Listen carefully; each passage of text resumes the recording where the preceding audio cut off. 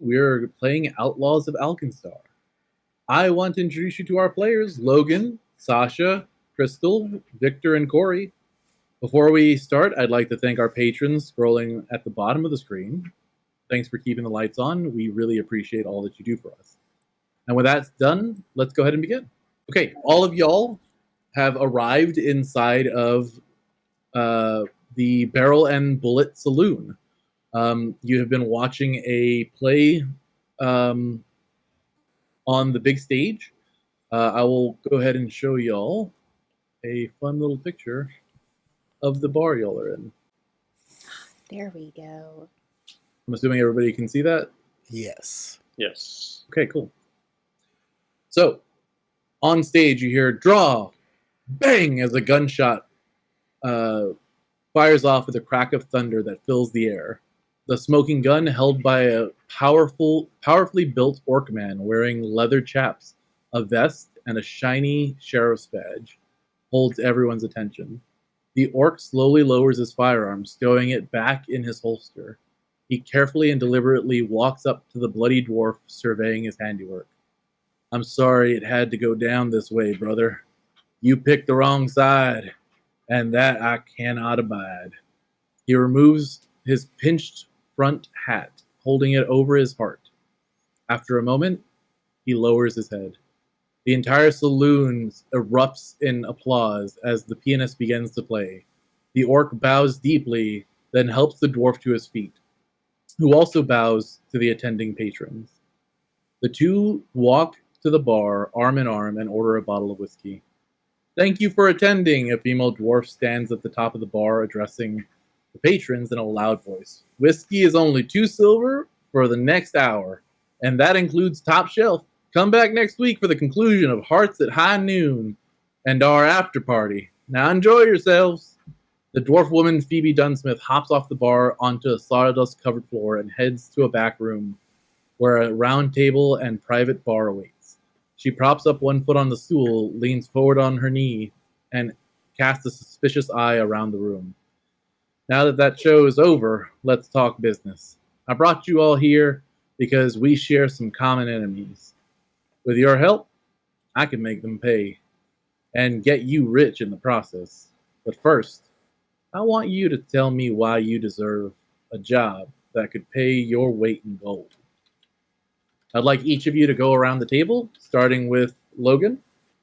Introduce your character, give us a little bit of information about who they are, what they look like, and any details about their backstory that you think might be pertinent to share with the group, especially if you have any common grudges held toward either the cutthroat mogul Ambrose Mugland or the corrupt shield marshal Deputy Angelique Lovelace.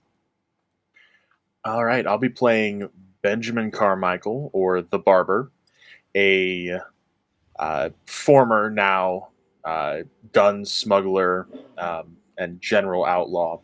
Tried to keep his hands clean for the most part, but can't always do that. He is a tall, slender, very professional, gentlemanly kind of look, with a very, very pale skin and white, almost salt and pepper hair, big bushy beard and mustache, and a full head of hair. He does definitely have a grudge out on both of those named characters, Mugland and Lovelace, because they were the cumulative fall of his business and all of his assets. Does the barber share any of this information about his smuggling business in the past, or how he got to this point during his introduction to the group? Given the immediate company and the past relations he's had with them, he's probably fairly open about that information, yeah. Okay. So you will all know about him being a gun smuggler who got busted by the combination of both Mugland and Lovelace. By the way, this is what the woman who has called you all here looks like. She is the owner of this here bar. We'll go ahead and go on to Azura next. You will see before you a young-looking kitsune woman, so a humanoid fox, red fox coloration. She's dressed in pretty common, plain-looking clothes. Nice but not fancy. Gun sword at her hip.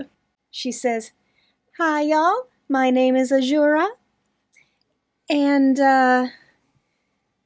well, it was Angelique who has fingered me as an outlaw. I don't know what I did to earn her ire, but here we are.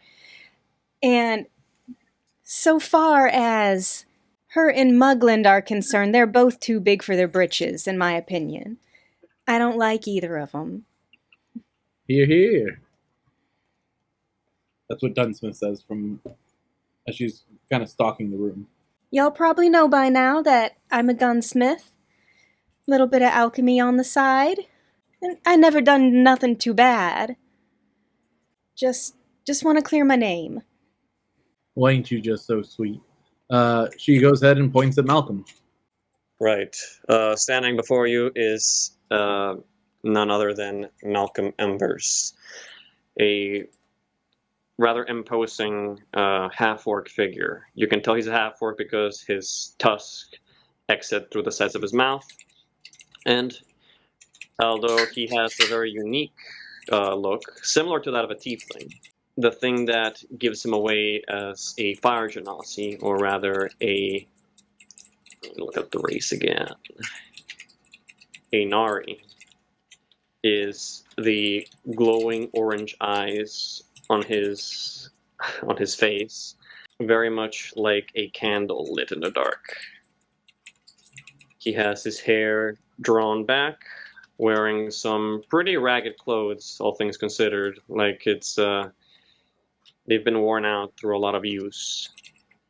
Currently, he is also wearing a bandana covering half his face, alongside a bowler hat, which hangs off of one of his horns. As you all introduce each other, and as the torch is passed on to him, he kind of grunts, and after a slight bit of hesitation, some silence, he speaks. "I am Malcolm. I have worked for Mugland until he sold me out. I have a grudge against him. That is all." And how about you, Father Padre? First, before my character speaks, I'm going to point out, I'm going to go back to this picture of the bar. And they said top shelf. The top shelf is so high up. Just want to point this out. They got like a ladder, like one of those librarian ladders. Of course. What you actually see is a bunch of tall orcs throwing goblins up there.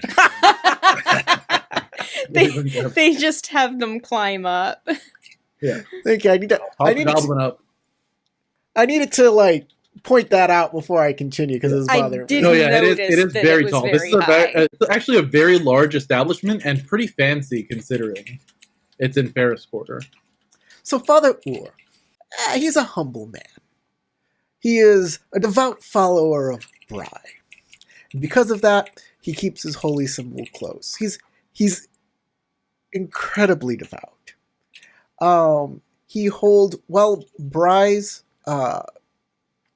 favored weapon is a light hammer. He does carry one of those.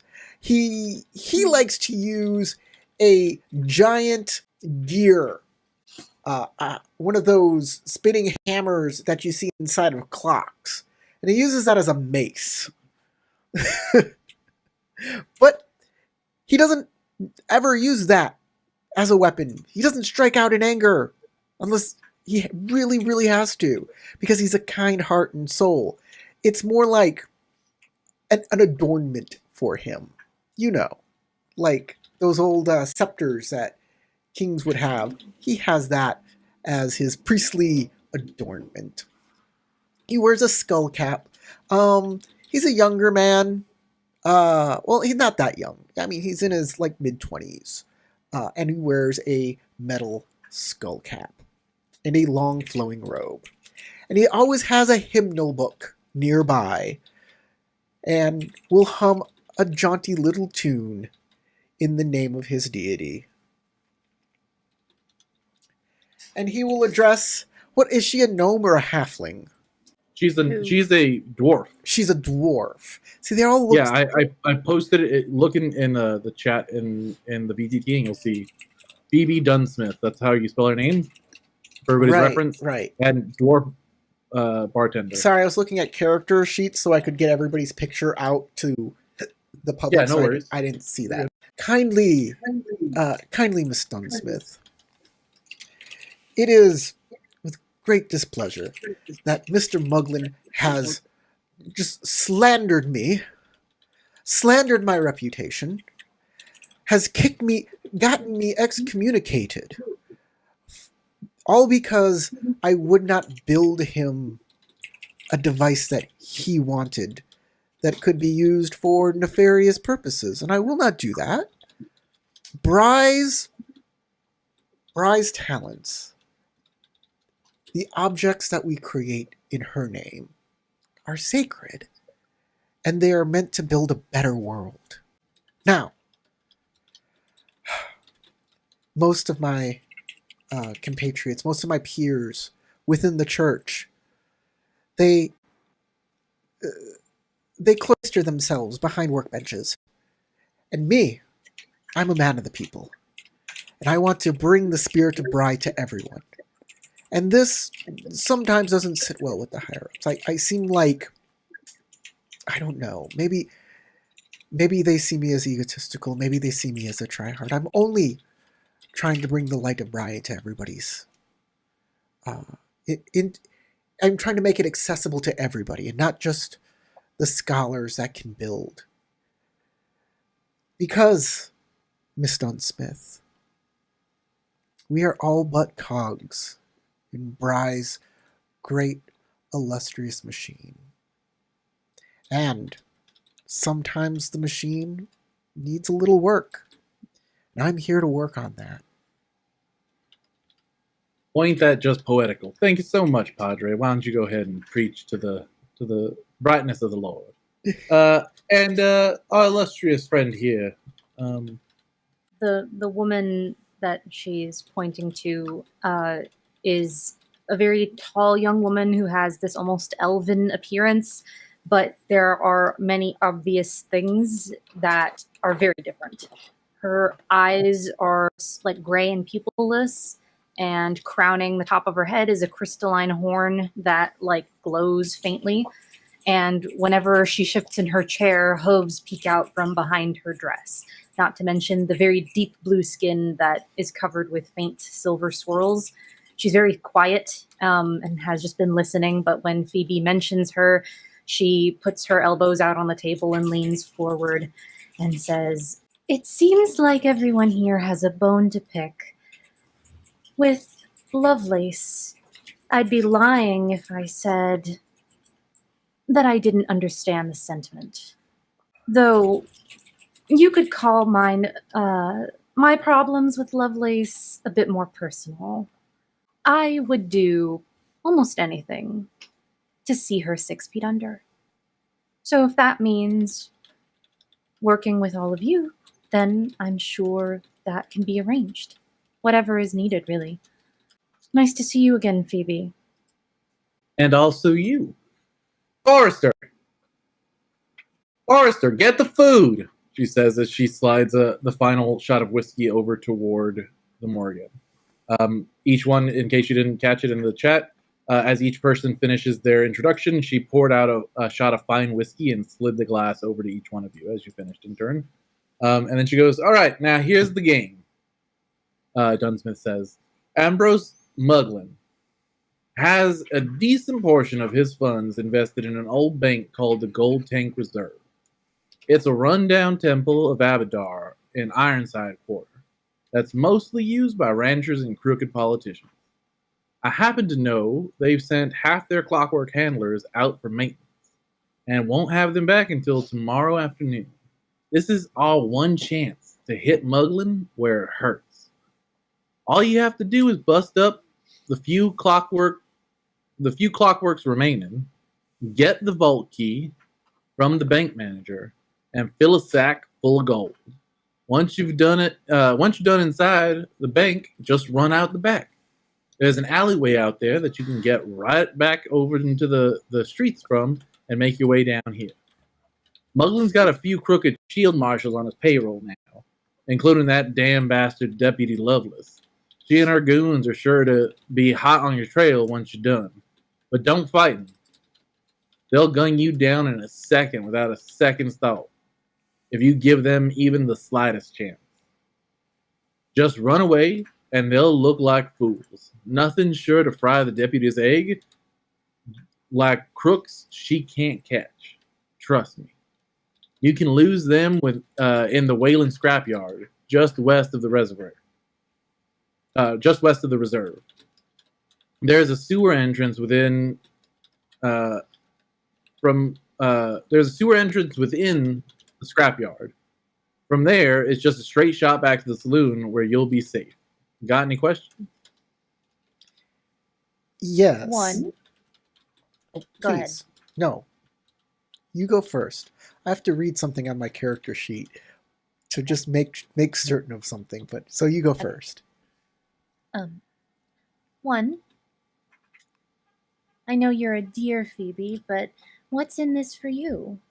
What's your cut? Well, all of our cuts is going to be 10% each. I keep the rest to cover costs and fund the next part of the plan to take down Muglin. But each one of you is going to get 10%. I think that's fair. And how exactly much coin are we expecting that to be? However much we can get in the sack? Effectively, yeah. As much as you might be able to fit. I don't know exactly how much is going to be in that old vault they got, but I'm sure that they've got enough to make sure it will be taken care of for the next leg of the job. I do have one question. And I think, yeah, I gotta look it up in the book. There's a book I gotta look up stuff in. Ah, Okay. my god, Bry. Where is this god? Because I believe that destroying any clockwork creations might be an anathema to my deity, and therefore it is something that I cannot do, or I must make amends in order to, like, do general clerical things. I do want this person to suffer. Well, I don't want the person to suffer. I want him brought to justice. Here it is. Bry. Anathema. Carelessly destroying others' creations or research, enslave intelligence constructs, abuse constructs, refuse to acknowledge or learn from mistakes. So Father, didn't your church excommunicate you? the church may no longer have me in their heart, but I still have Bry in mine. I do not turn my back on my deity just because some of her followers have been lied Well, to. if it helps, you don't have to be the one to destroy any of the constructs. One. And two, these constructs work for Muglin. He had them specially created to guard his banks and his interests. They aren't the most sophisticated models, and half of them are already gone. So if y'all figure out another way to get them distracted, then maybe you don't have to even worry about it. A little bit of repair, a little bit of grease, and perhaps these clockwork creations can come around. I don't know. They're pretty straightforwardly programmed. Give me a what kind of knowledges do you have? Let me pull up the party sheet real quick. Proficiencies. Overview. Crafting. Recall knowledge. Crafting. Recall knowledge. Give me a recall knowledge crafting check. Recall knowledge. It's just crafting. Yeah, exactly. But it's Yeah. for the usage of recall knowledge. Okay. Oh, is that an action? Recall knowledge? Yeah. Okay. Let me find that. Let me do it correctly. And there's nothing for me to click here. Oh, wait, there it is. Nope, that just puts that there. Okay, I'll just go to the skill Yeah, crafting and skill. click recall the knowledge. skill. Attribute, yes. Roll it +3. And I rolled a 1. Okay.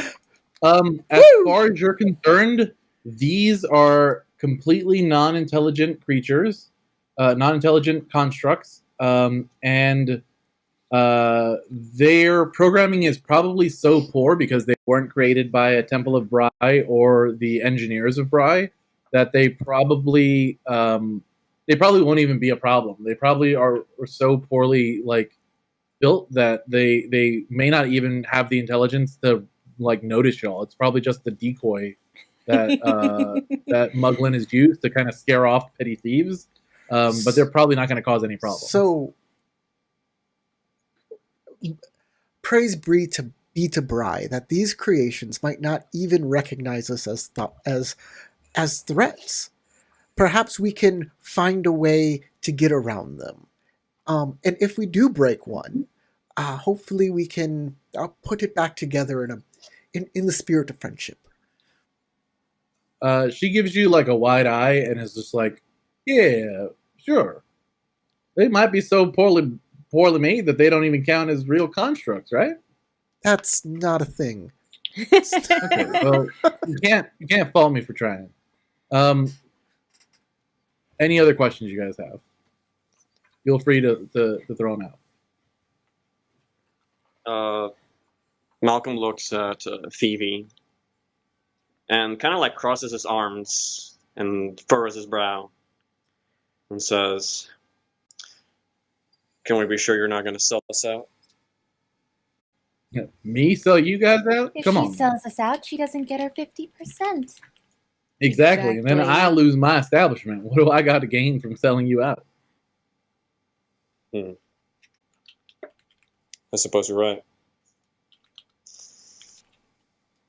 My big concern That is being whether I said- can trust all of you.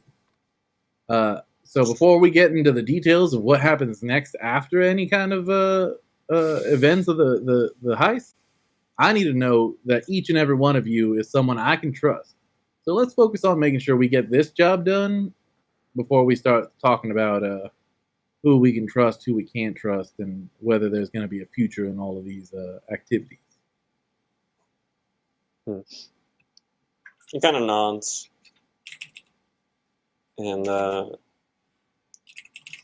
then he says, "Where is this bank located?"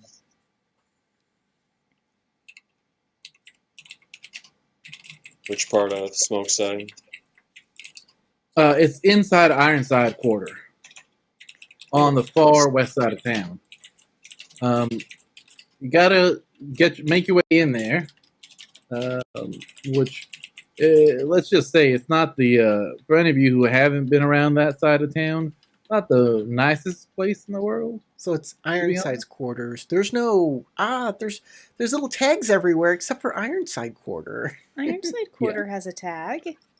Well, I mean, so there's these little things you can hover over, like Hotfoot Hippodrome and the Twin Tower Hydroforge, and if you double click them, you get a whole cool thing about it, and like where it is in the mana waste and all sorts of cool stuff.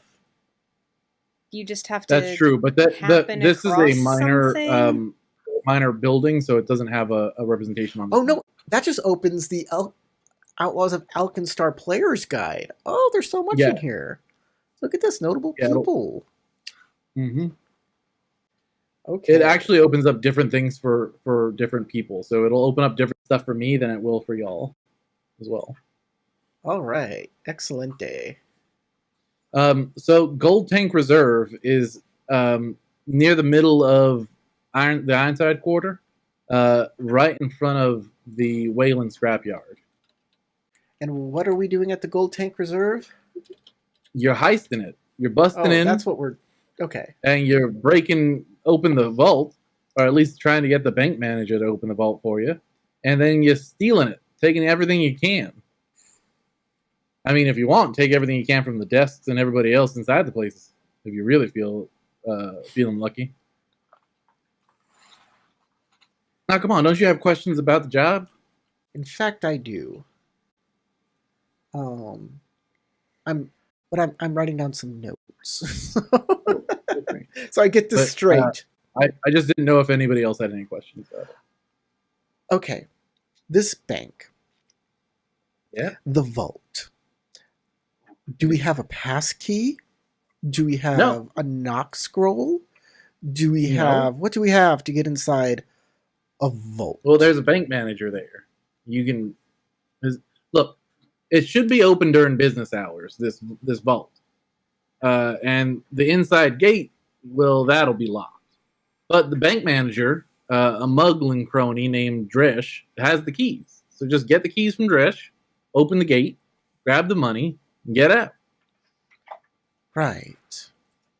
Do we know anything about this bank manager? Dresh? Hmm? Yeah, he's a coward. Or she. She's a coward. She's a short stack. Another dwarf. Seems pretty straightforward to me. Walk in, take out the constructs, give a little show of force, walk out. Is there any Basically, yeah. other pertinent information? Do we have a layout of the building, perhaps? Or any nearby vantage points? I mean, I don't have a layout of the bank, no, but y'all should probably do some legwork ahead of time. Make sure you have a plan for how you're going to hit this place, right? That would be the idea. Who is it's Dresh? You said it's a she? Dresh.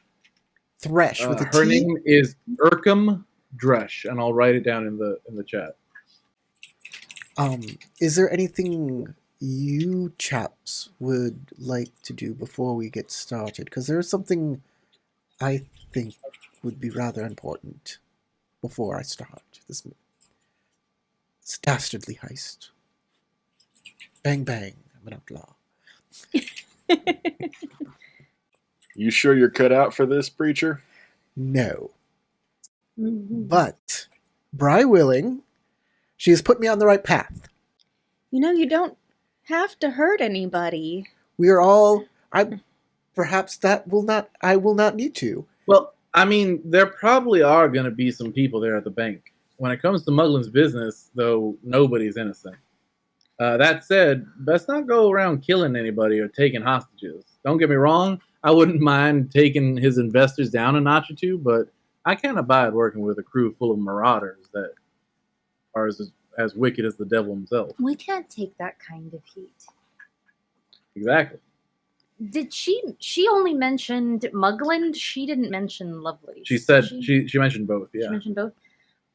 So I know what we have against Mugland and Lovelace, but what exactly is your issue with them? We've all shared with the class. I feel like You it's mean your beside turn. him being a greedy son of a gun who doesn't care who he steps on? Absolutely. Oh, I've got plenty of my own reasons to hate Muglin. Just don't you worry. And Lovelace? Well, she's a crooked officer. She's in Muglin's pocket and does his dirty work. All in the name of the law. And if you see a half-elf with blue-black hair and death in her eyes, you run. She's a crack shot with a bad attitude, and she does not miss. And she don't leave witnesses. Do you have Duly a map? noted. Do you have a map of this bank or any such types of? No, I don't have the map of the bank. We'll probably have to go in as customers and try to get a lay of the place ourselves There's beforehand. probably a bunch of different ways you can go about setting up for this thing, but I highly suggest you do some footwork along the way. Y'all got some time, like I said. The other half of the automatons ain't coming back till tomorrow afternoon. I wouldn't dilly-dally too long, but as long as you start getting down to business quick after this meeting, you should be able to spend some time doing all kinds of legwork. And did What I hear happens you during- mention a whaling scrapyard? What exactly is that? Dunsmith shrugs. It's an old scrapyard from long time ago set up. Nowadays, it's just haunted. What He does it says have? before throwing back the remainder of her shot of whiskey. And what does it have to do with the heist? It's in the back of the the bank. Your way out. You get out that alley into the Wayland scrapyard. Once you get through there, there's a sewer grate. You get into the sewers. You come back here. Sewers. So Joy. the scrapyard is just across an alley from the bank. Yeah. As soon as you get out the back of the alley, there's an old like garden or something back there, and then an alleyway. You go through the alleyway to the west, and once you get a hop, skip, and a jump away, you'll be right at the Wayland scrapyard. Once you get to the Wayland scrapyard, you're gonna fight your way through there. Well, I say fight, but you're gonna be fighting scrap and junk. Get your way through the junk. Try to hold your nose. Get into the sewer. Get back. Did you say the Wayland scrapyard is haunted? Yeah, I Look, heard there's that a rumor it's haunted. It's probably just the nail gobblers, though. They live in the heaps, and if you need to resupply while you're there, you can probably trade with them. They're friendly enough. But if they offer you anything to eat, don't look at it too closely. Just hold your nose and swallow. I forgot in Pathfinder as a cleric, can I like turn A goblin? turn an undead? Turn on. I let don't me think see. that is an ability for Divine you. font Right. healing. No. At least not yet. She brings up nail gobblers. Anybody who is familiar with the city, so Malcolm, Yes. you can give me a lore Alkenstar check to recall knowledge about nail gobblers. And I Let's suppose see I here. can too. Or if anybody has lore underworld, I guess that would also work. Oh, no, Right. don't have I'm a rolling. Roll +4, normal. So you have to have That's a lore 9. for whatever. Yeah, you'd have to have city lore, or you'd have to have lore of the underworld. Okay, I have Nice. nothing. Okay, Morgan, you've heard of a group called the Nail Gobblers. They are a group of goblins who mainly survive off of dealing in scrap and salvage. They are known to take people for all they're worth, basically, and are kind of petty criminals who live in scrapyards. You don't know too much about them, but that's what you do know. So how's the bank outside of business hours? What was that? How is the bank outside of business hours? Well, outside of business hours, it'd be locked up tight with all those automatons patrolling still. You could probably still expect to have some of the shield marshals around, and you wouldn't be able to get into the vault at that point. Might as well bring explosives to try to blow open the vault because it won't be open anymore. Right.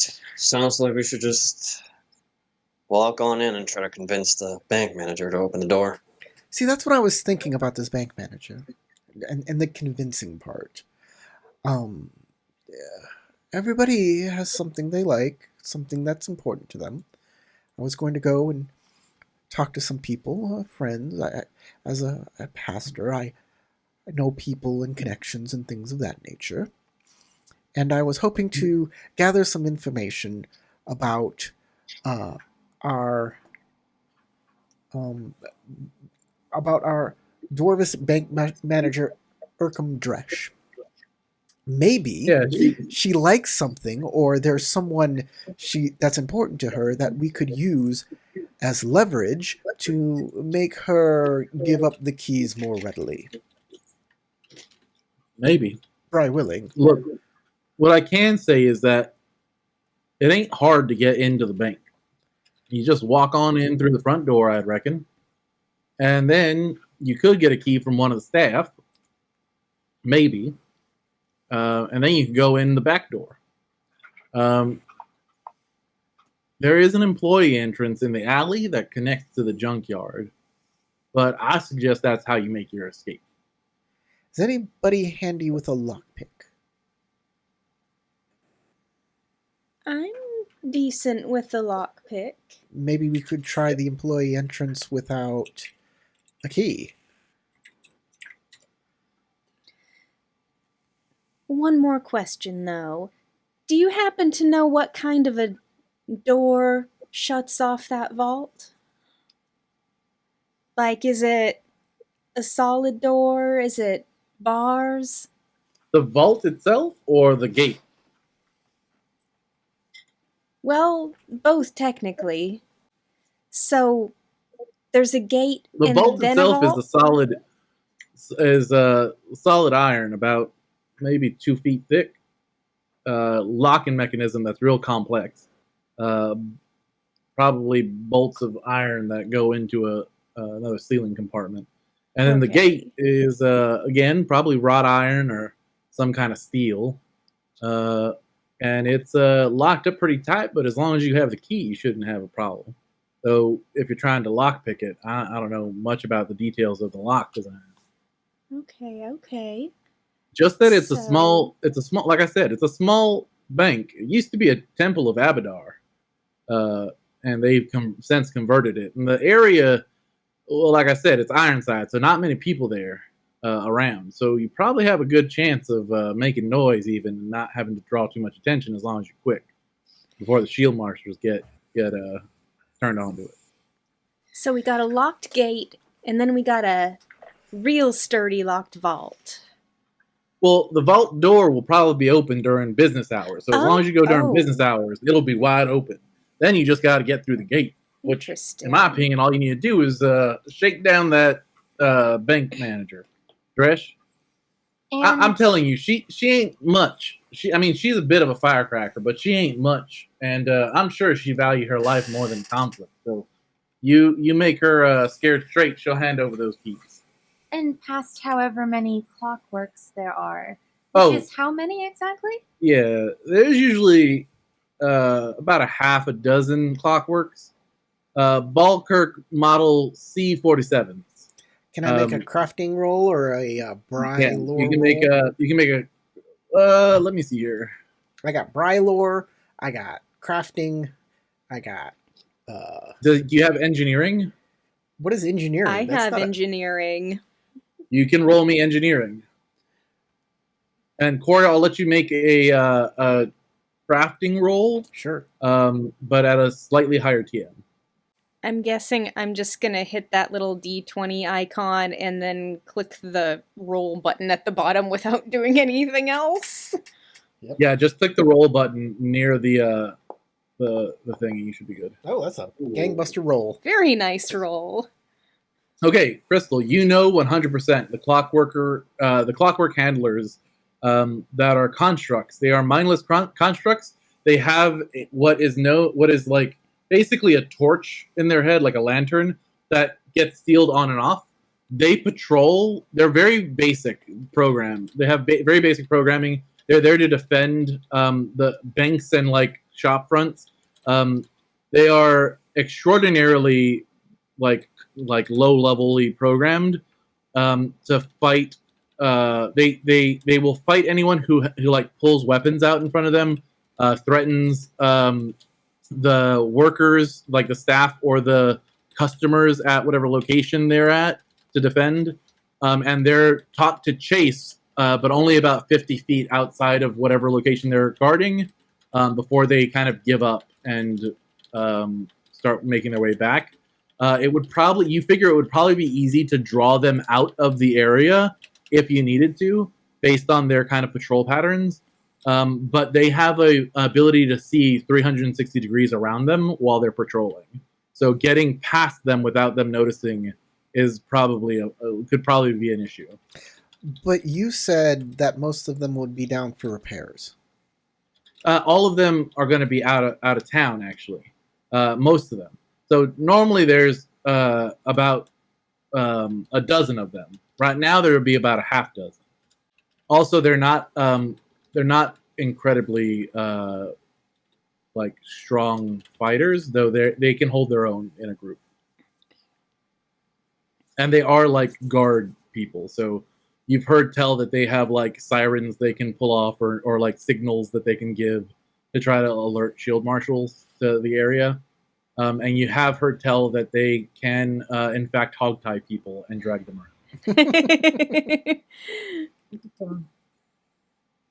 around. Corey, you would know a little bit about the basics that I gave, like their shape, their like common shape, their low level programming, and the fact that they patrol often in places that they want, that people like business owners want to guard. The first thing that needs to happen then is I need to cast Mystic Armor and make sure it's on myself. How long does it last? All day. Fantastic. You might want to do that then. Yes. I will relay what I know to the crew. Okay, y'all. These clockwork guards, they're not too bright. And, They mostly just are guards. You know, they'll attack anybody who looks like they're being threatening. Weapons. They will give chase, but not very far out of their area. And we can expect them to put up a fight, but not necessarily a real strong one. It might be more dangerous that they could set off an alarm and bring the police down on us. Can anybody cast a silence spell? But I can summon an instrument that could maybe drown out their alarm. Now, I feel like that might just defeat the purpose of Extra noise? Yeah, more noise, yeah. Is that an alarm? No, it's just a flute. Is that an alarm? No, it's just in the CD I'm playing. And Don't you- about the sewer? That's the Is there frickin' anything we worst. should be discussing about that? Well, I say the sewer will be the least of your worries. As long as you get a map from those nail gobblers, you'll be back here sipping whiskey with me in no time. I expect I'll save want some some fire whiskey whiskey for you afterward. if you do. What's that? I expect I'll want some whiskey afterward. I bet you would. Nobody likes being in the sewer for that long. But don't worry, I'll keep some fire whiskey prepped up for you when you get back. Speaking of whiskey, the Morgan slides her shot of whiskey over to the barber, taps it with a finger, and says nothing.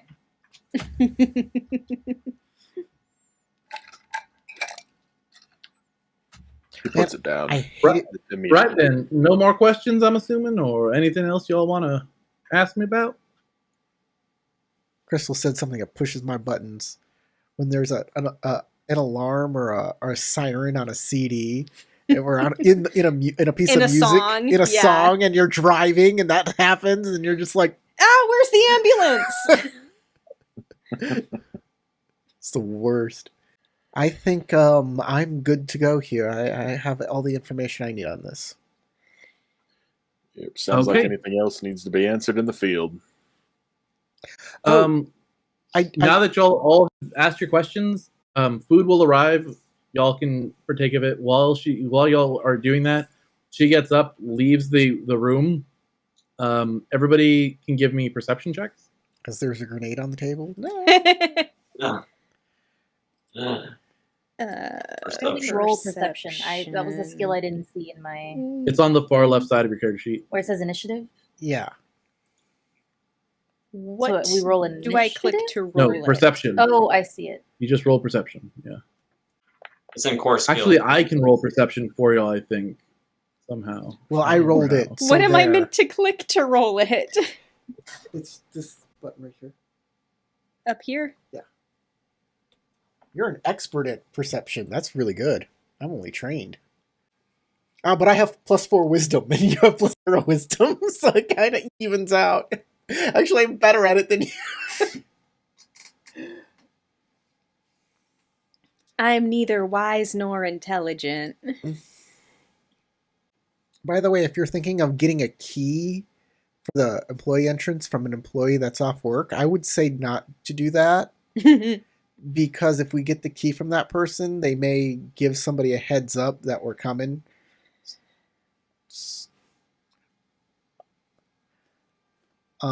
Yeah. Hold on, I can't hear you. I can't hear anybody. I think something went wrong with my sound. You're bad. Sorry. What's with the music? What's this music? Okay, I can hear you guys now. There's lots of music. Okay. The three of y'all, that is Father Azura, and Malcolm. You all notice that she goes into a side cabinet. Corey, turn off Back the out. music. A couple moments later, holding what looks like a big bag and a hat. Actually a stack of hats. She walks into the room and goes, here's a few things you might be able to use. Keep the pouch and put all the gold in it, you hear? She slides over a bag. She'll hand the bag to the Father I missed everything. Something went wrong with my sound. So What do you mean? I just started talking. I waited until you said that you Oh, were okay. back. And then I started talking. okay. So did you hear everything since there was since you said? Something about a bag and a big stack of hats. something. Yeah, that's all I said. Okay. She walked away. Y'all three saw her walk into a room and then come back out with those things. Okay. I'll take the bag then, and She hands you a bag. I'm going to add it to your character sheet. all right. I'll take a little peek, if that's okay. Give me a do you have Arcana? I think I do. Anyone who has No. Arcana trained can give me an Arcana check. I don't, I think. Not I. Oh, I'm trained, yeah. I would be No, super you have to have surprised it if I trained. did. No, I don't have I Arcana. don't got it. I ain't got the skill for it. Nope.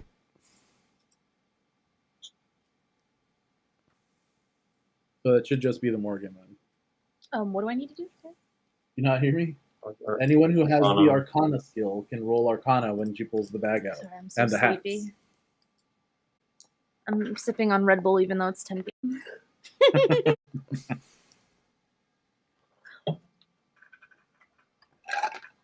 I was just staring dumbly at the screen, completely not here. Asleep with my eyes open. Considering you're the I know it's third not person, good, but you, I'm not used to starting games at. I don't have it. Doesn't have it in the equipment. Why don't it? So it doesn't have it. This is a bag of holding, but it doesn't. There's no bag of holding in any of the equipment or items. I don't know how the hell. But it doesn't says that have- it's a bag of holding. Yeah, it's a bag of holding. Type 1 bag of holding. But it's not in any of the compendium stuff. Bag. If this is magic, I'd like to cast Read Aura, and then give the person with Arcana a +2 circumstance bonus. Okay, you could have done that before she made the roll. She already made the roll. Oh, well, her roll is really good anyways. I'm just saying, like, you kind of went too fast, and I was looking for stuff. We're still trying to figure this all of our jams out. So, Give me 1 second. I have to now search EF2E what a bag of holding type 1 does for you, so I can put it into your inventory. I'll say that as part of this check, she also uses this spell, which I'm pretty sure is just kind of subtle. I don't know that anyone knows this is happening since it doesn't have any components, from what I can tell. I don't see any spells having like classical components. What is concentrate, detection, manipulate, occult? This one's divine, exploration, manipulate. The only thing that happens is, like, while she's examining the bag, her horn flares like white for a split second, and then it stops. I think that's what that says. Yeah, that's what that says. Yeah. I don't know why I had to do this on my own, but here you go. This is worth. It's a spacious pouch worth 75 gold pieces. Spacious pouch. Look at all this room for activities in here. I added it to your character sheet, Corey. The bag of holding type 1. Yes. She hands that to you, and then she hands each of you a hat of disguise. Wow, they only have a hat of disagreeable disguise, not a regular hat of disguise. What the fuck? Hat of disguise. We've got to be missing stuff on the compendium. That's Yeah, I got to think be we what's are. happening. We're going to have to figure it out later. A So do hat we just of add the hat of disguise. disagreeable disguise for now, but no, it's a normal one? No. I found something that will work, but I need to now. Can I open it in the compendium? Disagreeable disguise. You said What you does put. that even mean? You said you put the. Oh, here it It's is. a Bag of cursed holding hat type of 1. disguise. It's really funny. I don't even know what a hat of The disguise masquerade is. scarf is actually a hat of disguise that I'm putting on everybody's character. Okay. I don't know why, but bag of holding should be a container, shouldn't it? Mm-hmm. Yeah. It's under my equipment, but it's not being a container. Also, a bag of holding Yeah, always because I weighs made it the as same, a doesn't it? something else. Container. Masquerade scarf. Now it's in my Masquerade containers. scarf. It's now you put the bag of holding in my backpack. I would put a backpack on his sheet and renamed it that. Hold on, let me check something out here. We're gonna go to. Hold on, I'm gonna have to redo this. Hold on. This delicately embroidered scarf matches with every outfit and can even complete a costume or disguise with illusions. Is it called a smuggler's sack now? I love the idea of a bag of holding. Spacious pouch, type 1, type 1, right? You said spacious pouch type 1? Yeah. That's it? Spacious Okay. pouch type 1. All you had to do was type that into the compendium search bar and boom. Now I have it. Spacious pouch type 1. It also Compendium says search smuggler's bar? sack is a bag of holding that looks like a sack. Yeah. It's on my character sheet now. And it is the container. Perfect. And now I can put things in it. It's a spacious pouch, but it in the thing it's called a bag of holding. So I don't know why the names are different. So it's a spacious pouch type and 1. instead of a hat of disguise, it's a masquerade scarf. But it's called a hat of disguise in the book, in the player's handbook. So everybody has a masquerade scarf now. Masquerade scarf can be used to cast like a disguise, a illusion spell called illusory disguise, which ends immediately if the scarf is removed. You can alter the scarf's appearance and make it invisible as part of the illusory disguise if you wish. So Moore puts the scarf on, makes it invisible, and then looks at Phoebe and says, "Well, Phoebe, now you're earning your 50%. I take it we'll get to keep these after the job is done." Look, here's a few things to make you might be able to make use of. Keep the pouch and put the gold in it. You hear? Otherwise, it'll slow you down. Put on the hat so you keep your identity secret, and don't muss them up. I'll be wanting them back when you're done.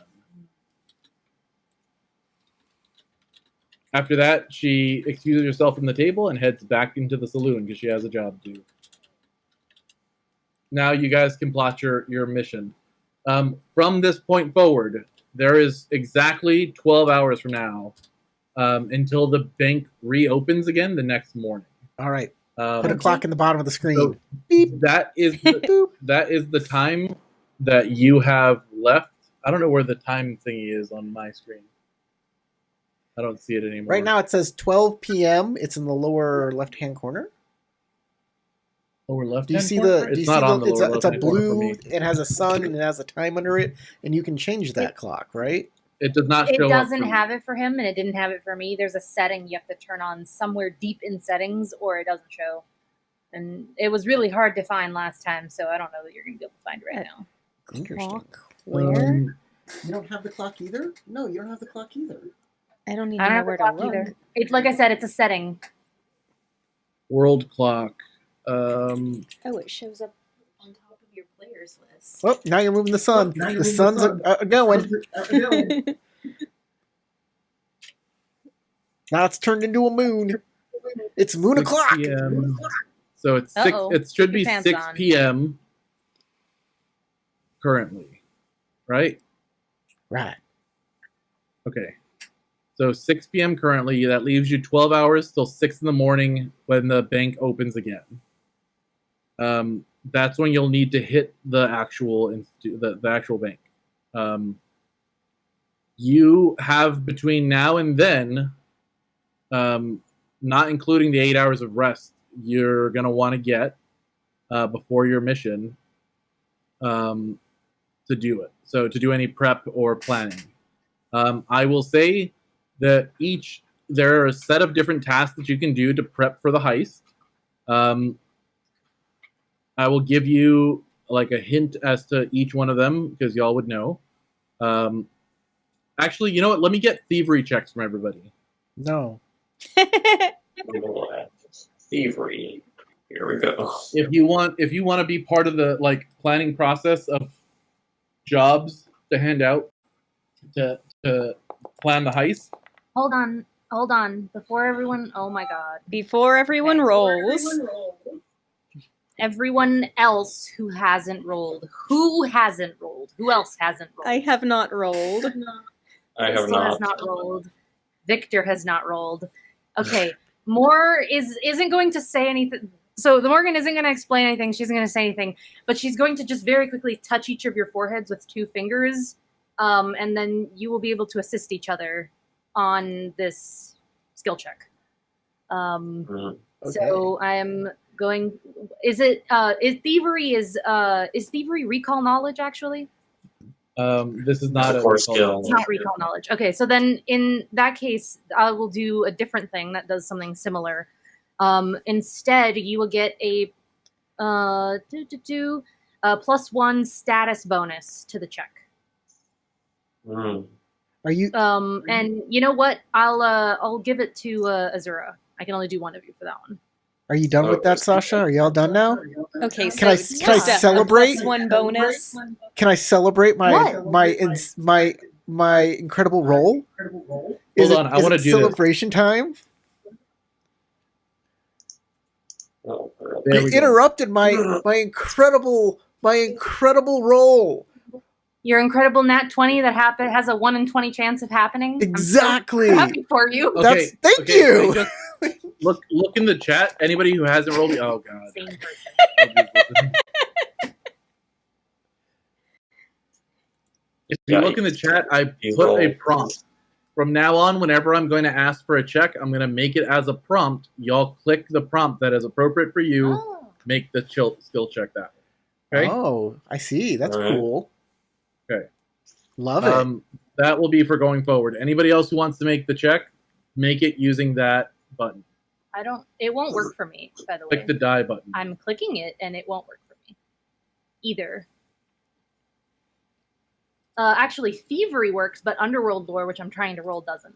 Probably because you don't have that skill. I do have that Oh, skill, well then, actually. I have no idea. That's why I'm trying to roll with that skill. I'm gonna try clicking Can I just them roll just to with it see on what my happens. character sheet? Yeah, go ahead and roll with it on your character sheet. I But- think you need to have your tokens out. That's why. It brings up the pop-up menu. You have to select your token. Okay. and then, try selecting your token and pressing it. Just as a Okay, it did token bring up the pop-up selected. when I clicked thievery, Still but not doesn't pop up underworld for me. lore. I don't know why. really? Thievery does, underworld lore does not. Weird. Okay, I don't know why the that isn't working. Maybe it's lore underworld and not underworld lore. I don't know. Doesn't work for It me worked. either. But I don't have the skill. All right, whatever. So everyone who made a DC 15 or more. So Malcolm, you you're thinking in terms of thievery, right? You're like, okay, we could case the bank itself, which would be as long as a couple people who were relatively stealthy went over there, they could probably keep an eye out for any details, maybe try to case the joint, find out information. And she did say that there was a bank employee that you might be able to find after hours, since it is after hours. Maybe you might be able to go around the saloons around here or in the area to see if you could locate that bank employee, and then maybe you could convince them to give you some information or stuff. The Father you have those same kind of ideas. If I was going to go about and be a thief for the day, here's what I would do. You also think, though, you might want to find out more information about the Wailing Scrapyard, considering that is a unknown that she didn't have much information to provide you about. Doing this. So you froze for a second. Can you repeat what you said after Wayland? I need to know stuff about the Wayland Scrapyards and the Wailing Scrapyards, because she didn't say much about that. That's an unknown. And then there are other types of preparations that you might want to make. So if you're wanting to gather information about specifics about the bank, the shield marshals in the area, what patrols look like, that kind of stuff, that would be a separate type of activity. And each one of these activities, you and Malcolm reason, would probably take you about 2 hours apiece. You have a limited amount of time to get all of this footwork done, so you might want to set up teams and have them approach these solutions in like a schedule to try to get the best advantage and best information you can about the gold tank reserve. So any action that y'all take to prep for the heist can take 2 hours. You have a total of 12 hours from now to get all of it done before you have to hit the bank.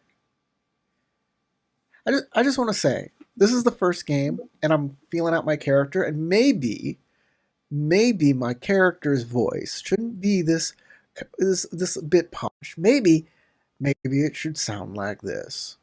Maybe it should be, oh, Bri, she's my guiding light, she's my star. The Southern. Maybe I can do that. Father is replaced by a slightly more southern version of Father. Or I was thinking, since my name is and that's kind of like a little Belgian word. I could talk like this. Father, sir. Oh, you're back. No, you're back. Oh. Yeah, everything went down. All internet just went out for me. I don't know what's that going means on. the stream's dead. But I was thinking maybe I could talk like this. And are we back at all? But the thing is then, how did I get this accent? I am from Alkenstar. You're from another country. No, I think my character's from Alkenstar. So I don't think that would be appropriate either. So maybe I'll bring it down. I'll bring it down. I'll be a little... I'll put a little soul into Father Soul. A little soul into him. Just so you know, there might be a little continuity issue with Father. That's all right. Maybe. All right. So you tell me. You tell me. Put it in the comments. What voice do you like for Father? Tell me. I want to know. Yeah. Do it. It looks like we're back. The stream seems to be running. So what do y'all want to do to plan the heist? I suggest y'all take some time right now to plan out what you'd like to do. I gave y'all some specific options and some general options. Who wants to do what? What do y'all think you want to do? What approaches do you want to take to this? So how I see it is that we need to maybe break into a couple groups and do some footwork. Talk to some people, get to know people, and then maybe they can tell us a little bit about the situation that's before us. I feel like getting to know what the guards are like around the area, going in there when the police, the city watch is at its furthest from it, would be a good idea. I also feel that we don't know much about our escape route through the Wayland Scrapyards, and maybe somebody knows a little more about it, especially this haunted rumor or this the people who use it as a home. And I also think we should check up The on. nail gobblers. We should also check up on Urkham Dresh and see if there's anything we can use for leverage, so she'd be much more apt to help us. Maybe give us OOC give us hopefully a bonus to rolls and things of that nature. You know what I mean? Is anybody good at intimidating? I have a little bit. She has a little bit, You're guys. actually I'll go amount. There are a few of y'all that are really good at this. I don't know what the Yes. bonuses are on intimidation. Oh, okay, it's charisma It's obviously based. charisma. You are the best at this, by the way, Crystal. I have a +5. She growls and bares her teeth, and everyone thinks she has rabies. That's fucking terrifying. Oh, just so y'all know, I can actually turn into a fox. Hot. What does the fox say? Whatever she feels like. Just foam She at the ain't mouth. too good at saying human-like words, though. So, splitting into groups? Y'all want to do that? So this is a time sensitive situation y'all got. There's 4 hours till dark when y'all need to get to bed. So basically, if y'all are planning on sleeping a full 8 hours, y'all have 4 hours to get all this done, which means 2 tasks per person. 2 tasks. If y'all are willing to give up some of your sleep, you can go a little further. If you get if you get fewer than 4 hours, like if you get 4 hours or less sleep in the night, you will have a level of exhaustion for the next day. I have a question that I'm going to ask to all of my compatriots. Can anybody speak to goblins? There are nail gobblers and there are goblins. Can anybody speak on their level? Not me. Do goblins have a separate language from Orcish? They have goblin, I'm sure they Mm. speak the common tongue as well. which none of y'all speak goblin. None of us. I don't think anyone Just thought I'd does. ask. Well, some of y'all speak Fey, which Feed him while they debate over the fine points of goblinism.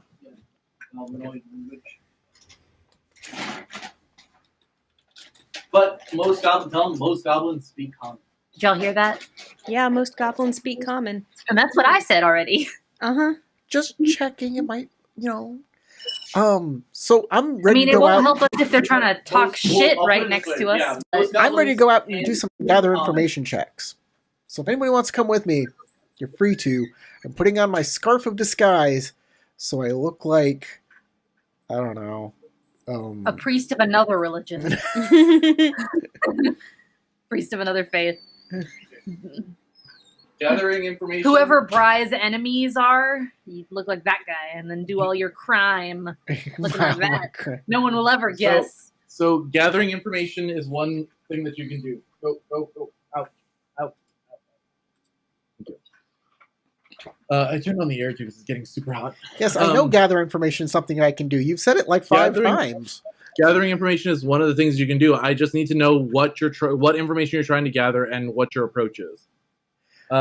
Is anyone wanting to case the bank, like actually go physically and scout the bank? I'd like I think to do that. Malcolm might like that. But Either that or the scrapyard. We should know where we're going when we leave. Okay, that's another thing. Who would like to go to the scrapyard? Actually, I think scrapyard's gonna be me. Okay, you're gonna go scrapyard. Malcolm, you want to case the building? Yes. Anyone else want to case the building? Logan, Okay. you're muted. Oh, wait, we can do more Man, than that would one explain a thing, lot. I can't don't know how we? long I've been muted. Yeah. Yeah. Yes, the barber would like to go, not necessarily case the inside of the bank, of course, but It's closed, just look right? for. Yeah, I guess it is closed right now, huh?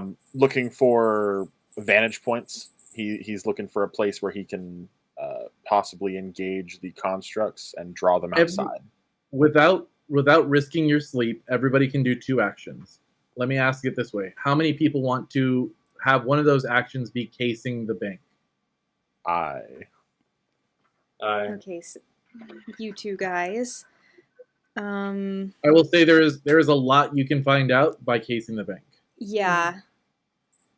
I think I'm the gonna bank talk is to gonna. the off-duty employee. Okay. Crystal? I think going to the bank is the number one most important thing. So if any place should get more attention, it's the bank. So I'll go there and the scrapyard. And then you want to go to the scrapyard? Yeah. Okay. Corey, you want to go and do information gathering that's not at the bank and not with the bank employee, right? Yes. So what exactly do you want to do? So, first off, we're going to find out about the Wayland. So you do scrapyard too. Yes. Cool. So you and Azura are going to go to scrapyard together. What else would you like to do? I also want to get information on like the guards, the shield marshals? Urkham Dresh. Okay, Urkham Dresh. All right. We have that's basically 4 hours for everybody except for Sasha. I have something else I want to do for the thing here's the thing. Finding the bank employee, you don't know where he is, and then you have to find him and then potentially interrogate him. So that could be 2 different tasks. So then if I have to do like a search or like it would be a gather information, then I can do that. The last thing I want to do only takes an hour instead of 2, so maybe I'll just do that at the end anyway. Okay, cool. Sasha, remember, my character warned your character about doing something like this. I know, and my character is going to ignore that warning. Okay. Sounds great. All right. Just making sure. So, here's what I want. Everybody who's going to case the bank. Let me do this. Let me see if actually okay, I can't do the stupid things. It wasn't working. I'll have to figure out by next time how this will work. But anyone who's going to case the physical location, give me either a perception check or a thievery check. Ooh. I think I should have the same modifier for both of them. Oh, barely rolled off the nat 20. It rolled onto the 20 twice and then went onto the 2. That was sad. As is many of my rolls. I'll do perception. Logan, you only mentioned one activity, which is casing the bank. Do you want to try doing that for a full 4 hours? Because then you get 2 checks. Yeah, that's probably what he's going to go with. Okay, and like I said, you can do perception or thievery, whichever one. Yes, roll versus boredom. I'll wait for everyone else to get their will rolls check. in, and then I'll roll my thievery again. Yeah, will check. And if you use smartphones, it's at disadvantage. For short attention span. No. Okay. Oh. Use a hero point. We got hero points, guys. Oh, I would like to a thing for re-rolling. I would like to point out that at the beginning of every game, we get 1 hero point that replaces the 1 hero point that we get every game. So we still get 1. And I'd like to remind the narrator that he can give out hero points to us for being, I don't know, there's a couple criteria within the book, but it's your prerogative and you should do such a thing. I should. When people do something that meet the criteria, I will. Do we get a hero point anytime someone rolls a natural 1, or only the first time a session? No, I think you just always start with one. you start the every game. session. You start every game session You with start one, every session with with one. at least one Which, hero point. which is on your character sheet. You should already have them listed on your character I believe all of your I hero added points one. go away at the end of a session, and you start a new session with one hero With point. one. So, but why did you say we get a hero point when he rolled a 1? No, that everybody gets one to start. I is what he said you can, since you rolled a 1, you can re-roll that with a hero point. Oh. Got it. So it's like inspiration, but you can only reroll natural 1? No, you can You can re-roll only any roll. re-roll- You Okay. can only re-roll a die. You can't give yourself advantage. Put it that way. There's no advantage Um, in this game. This And is does not. everyone it's get their Pathfinder. own hero point? Or Yeah, you have it this on is your not character sheet. shared, Look at your right? character sheet. I You should have I'm will- understanding that. I'm trying to understand if we have to share them. Like no, in Cypher. each one gets one. You have a pool. Each person has a pool of up to 3. It should be Think right of them underneath like your character's your void name on I your see character that. sheet. Everyone should start with 1. I already added them to your character sheet. Cool, then I'm Are they gonna only for doing burn rerolls? There's other things I think you can do with them as well. Let me double check. I know we have spending that books, hero point Corey. to get a reroll, so I can try to get higher than almost minimum. Reroll a check. Spend all your hero points to avoid death. Or all your hero points to avoid dying. All of your hero You can points. no get matter hero how many points you have. Looks like for describing heroic deeds. 413.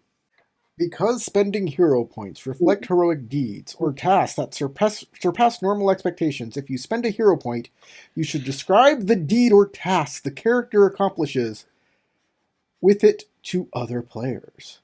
The deed might invoke So, a lesson you learned spend- in the past adventure, could be spurred by a determination to save someone else.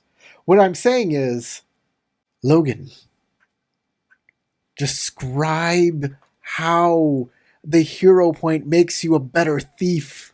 Trying to He figure actually out remembers to use his scarf this time. He starts running around the street like Gronk from.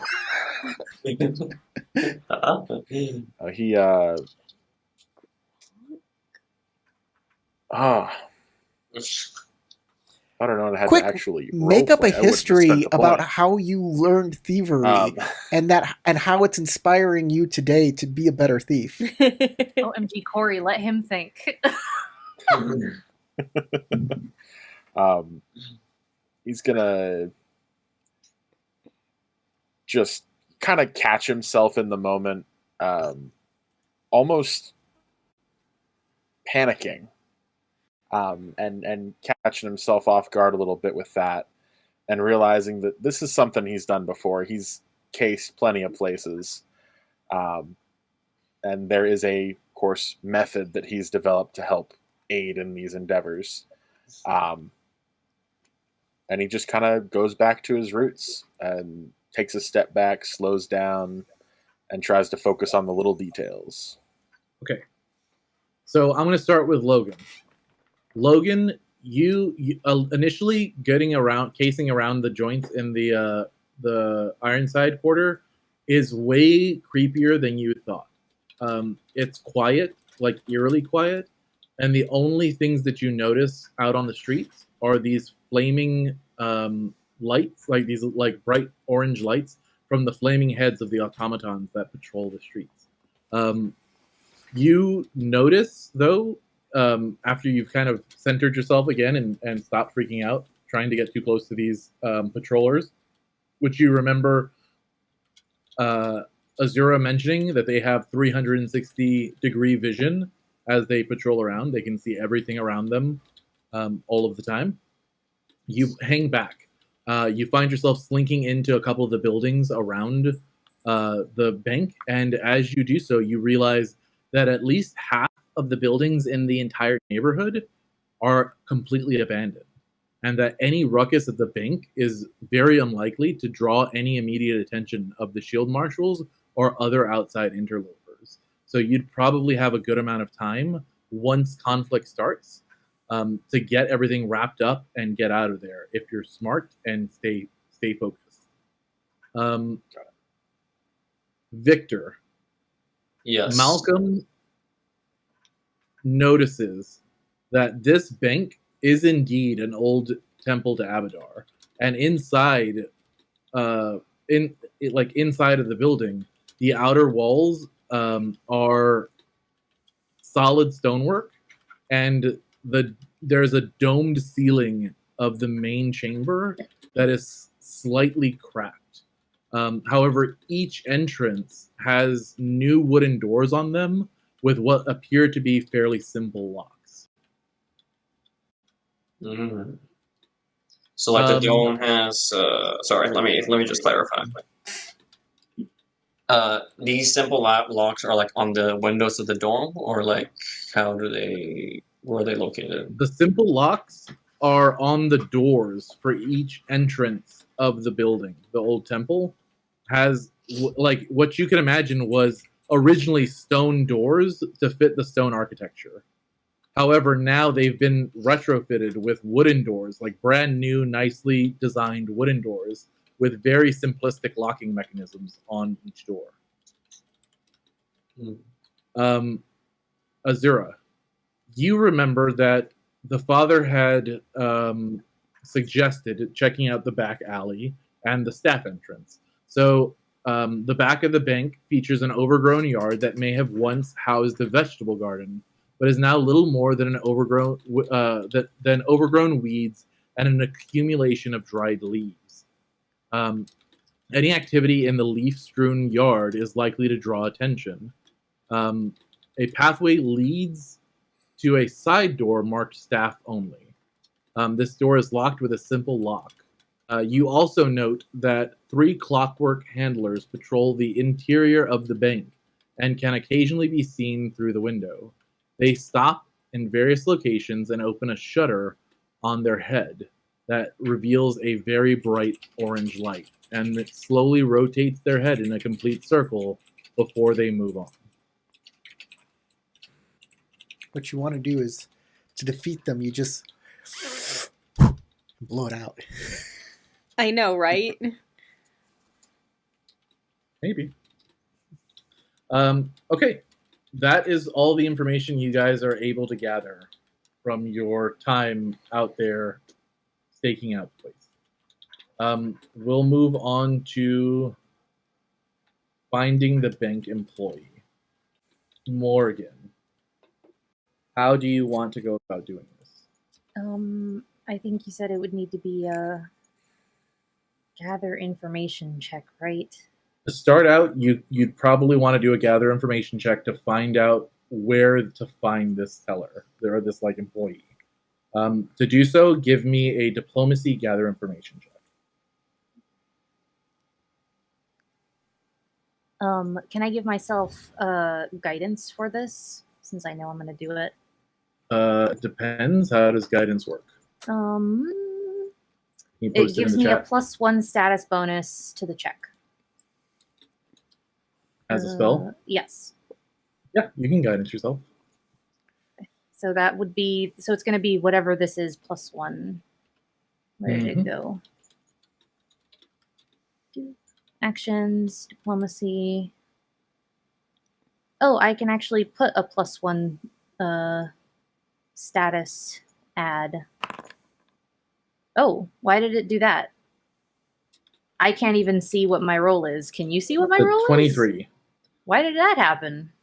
Oh, I don't get to know because I clicked it from the thing.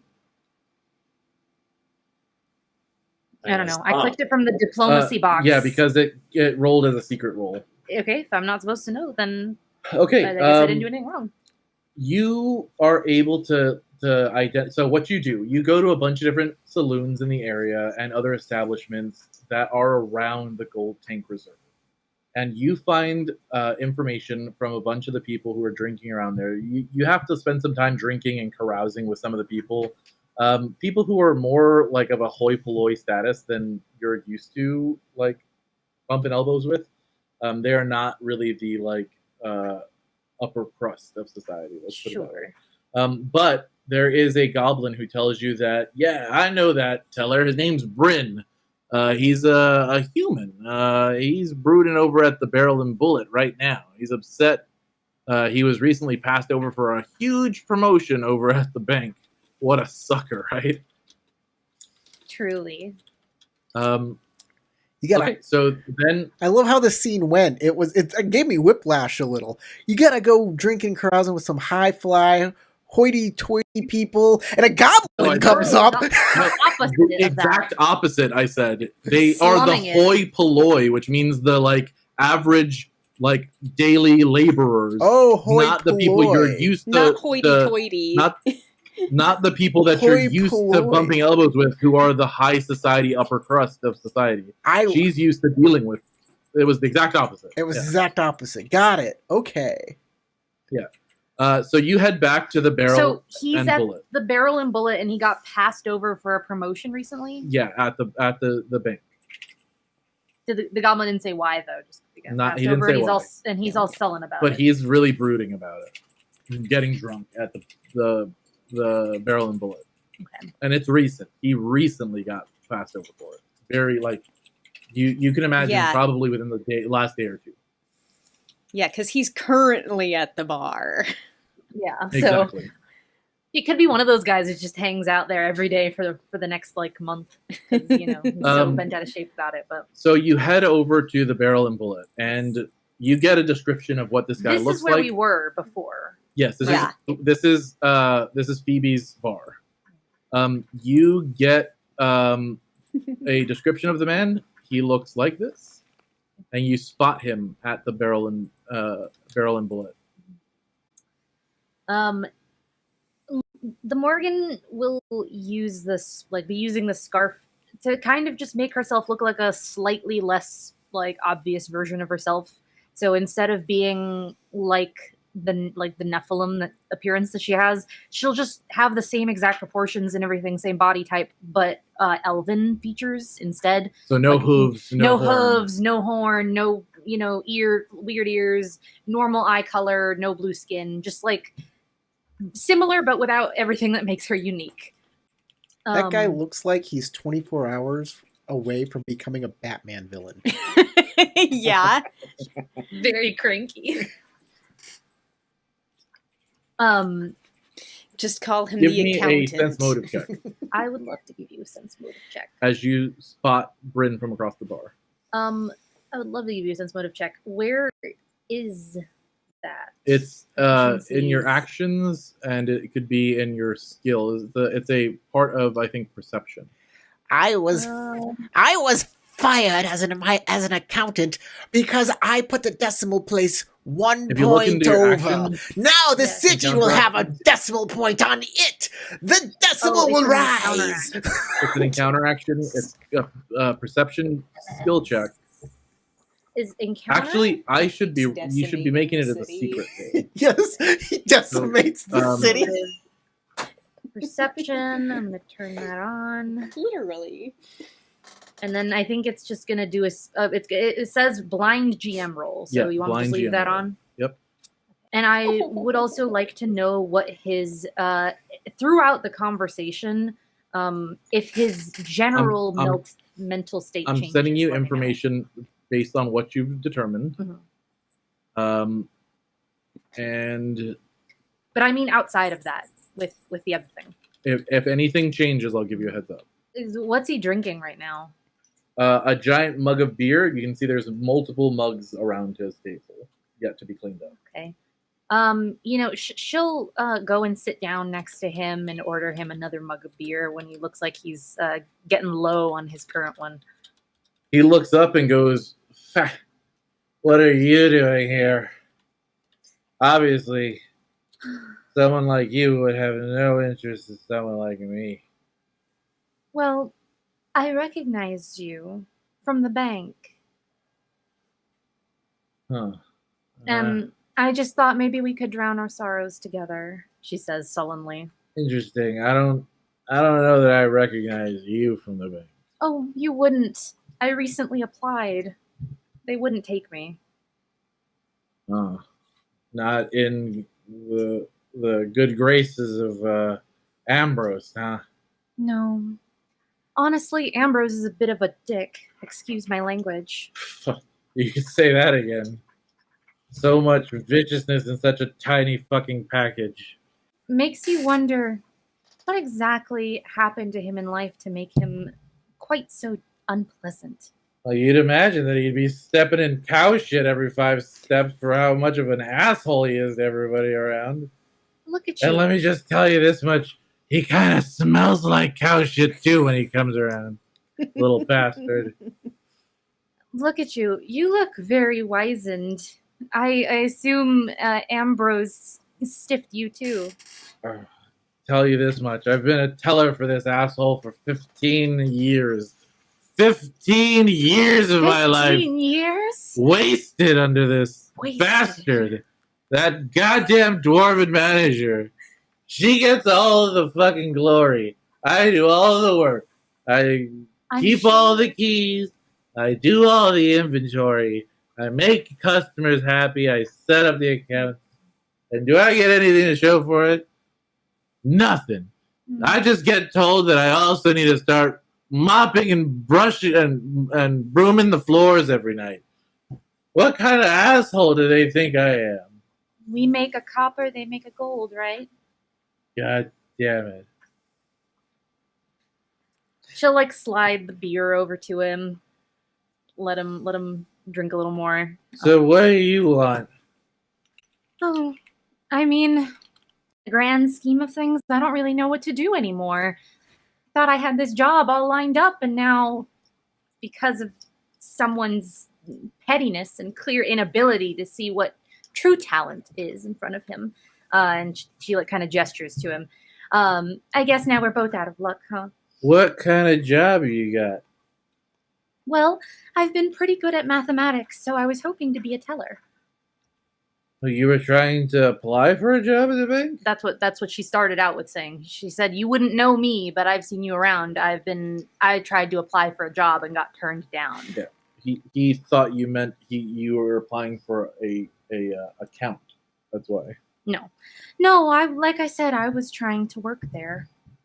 Oh, yeah, no. Nobody gets hired at the bank. It's just us. Unless I got a new job, in which case, then maybe they'd have a new spot for a teller.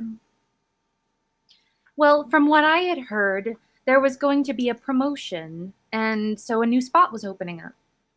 Bastard didn't promote me. That goddamn bitch, Dresh. It almost She just makes sits in her goddamn office all day long. And what does she do? Not a goddamn thing.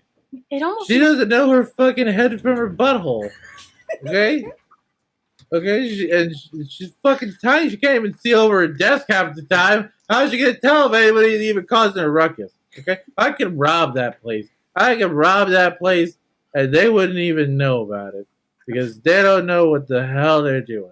It almost makes you wish you could, doesn't it? I Just would to get back embezzle at from them. them if I knew that bastard Ambrose wouldn't figure it out.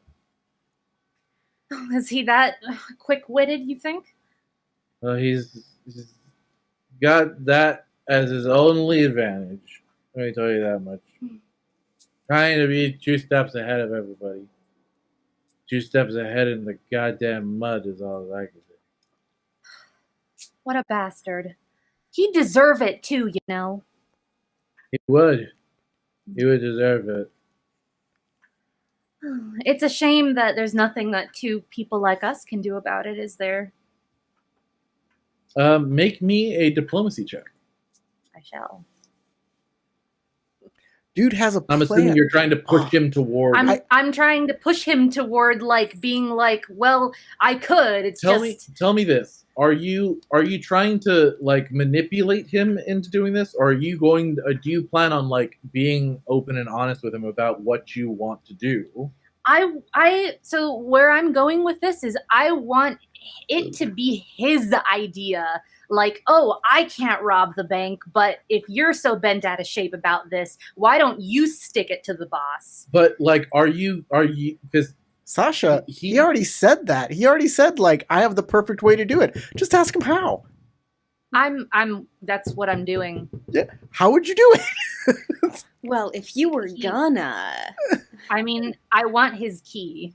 Like, that's if you want what his I want from keys, him. he said he has all the keys. Yeah, I want his keys from him. keys- But I'm trying to make him like offer them to me, because he's super drunk, and I'm trying to like commiserate with him and be like, Yeah, I know. I'm I got not that trying to all. have him directly offer my. Corey, can you stop for a second, please? Okay. I'm not trying to have him like be like, oh yeah, let me just give you my keys, but I'm trying to have him think that way so that I can push him toward having that idea, and then I can take. But I are can you get basically what I'm decision asking you is, are you willing to, like, are you trying to like manipulate him fully into this without revealing your hand completely, or are you willing to be like, I kind of think I could do this if I had an opportunity. All I would need is the opportunity, kind of thing. It's the being second honest. one. Okay, then make me a diplomacy check. Okay. Again, hidden. Give me a GM roll, and this is for the make an impression action. Make an impression. Well, you have It's the a silly it's putty. a action I do, under I have the silly diplomacy putty. skill. Those make Okay. impressions. It's Can I supposed give to myself glow in the guidance for dark, this but as well? it's too light. But like I said, I don't think You it could. He's drunk enough that he might not notice you doing a one action guidance, I'm gonna do it. considering it only requires a what kind of. Oh, it rolled openly. I don't know why it did that, but Okay, 17. All right. So here's how this kind of plays out. You kind of go back and it's forth, 18, kind of by the way. It kind didn't of- roll correctly. kind of leading But him yeah. forward along this path, and then you get to the point where you're basically like, I wouldn't mind taking that kind of a risk if it was me, because I don't have anything to lose. I don't have at a the bank. job. I Yeah. don't have anything to lose. And he basically is like, you're willing to put one over on him. I mean, wouldn't you if you had the chance? He goes, okay, look. He looks around. There's like a bunch of people around Joe, but they're all talking really loud. Nobody seems to be paying y'all much mind. And he leans forward and onto the on the table, getting real close to you. And he's like, I have to carry the keys with me at all times. The key to the door, half wall, the key to the outside doors, the key to the teller station, and then one of the two keys needed to get into the vault. And, I'm so bent out of shape that maybe I'll just keep drinking and black out here. It'd be a shame if somebody knew about the keys in my pocket and was able to just take them on my unconscious body at the end of the night. Very nervous to reach into his pocket. It's such a terrible thing, you know what I'm saying? He's I had elbowing you really hard, uncomfortably hard. Because he doesn't Wink, realize wink.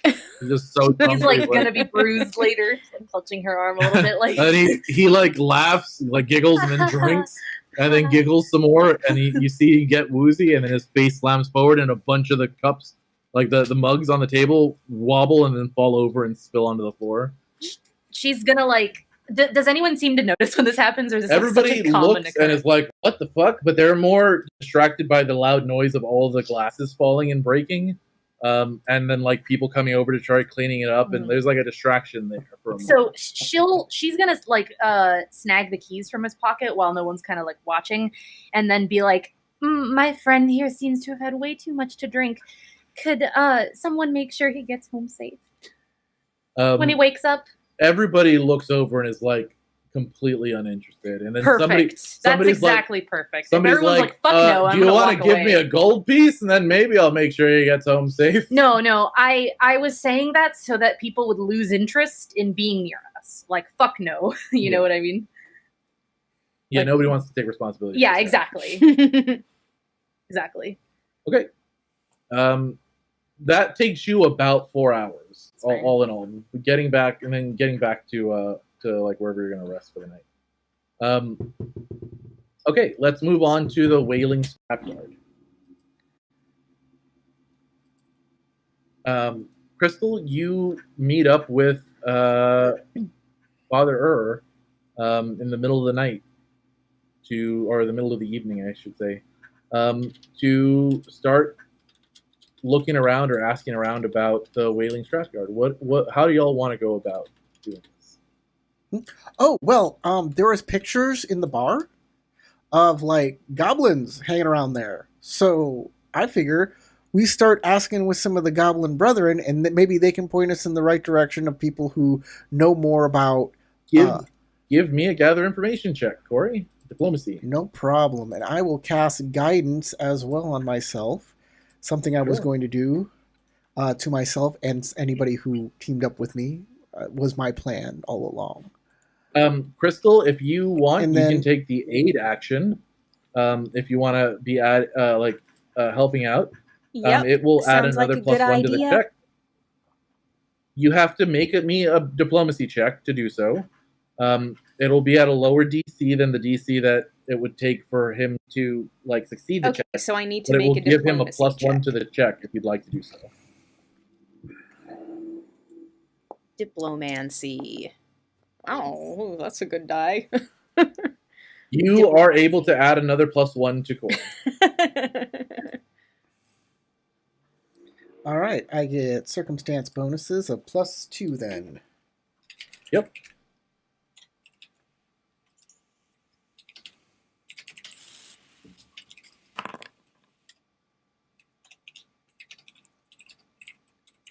Okay, I have no idea what happened. Did it give me that +2 circumstance bonus on the die roll? I don't know. It doesn't say what all my. It should be like a charisma +3 and a diplomacy. It did not, but I will take that into consideration. Okay. Okay. You're able to ask around some of the goblins in the barrel and bullet saloon. You then get sent from those goblins to a couple tinkerers who work nearby. They send you to a waste disposal service. The waste disposal service then sends you to a junk shop. And after going to all these different places, you and Crystal both are able to find that the Wailing Scrapyard is home, indeed, to the Nail Gobblers, a group of goblin scavengers who live off the junkyard's bounty of scrap and waste, and sometimes sell goods salvaged to the city's junk shops and tinkerers. You also learn that a mournful wailing can be heard coming from the scrapyard late at night, hence the ominous nickname it's given. Locals insist a hulking ghost made of scrap metal floats around the scrapyard when the moon is dark.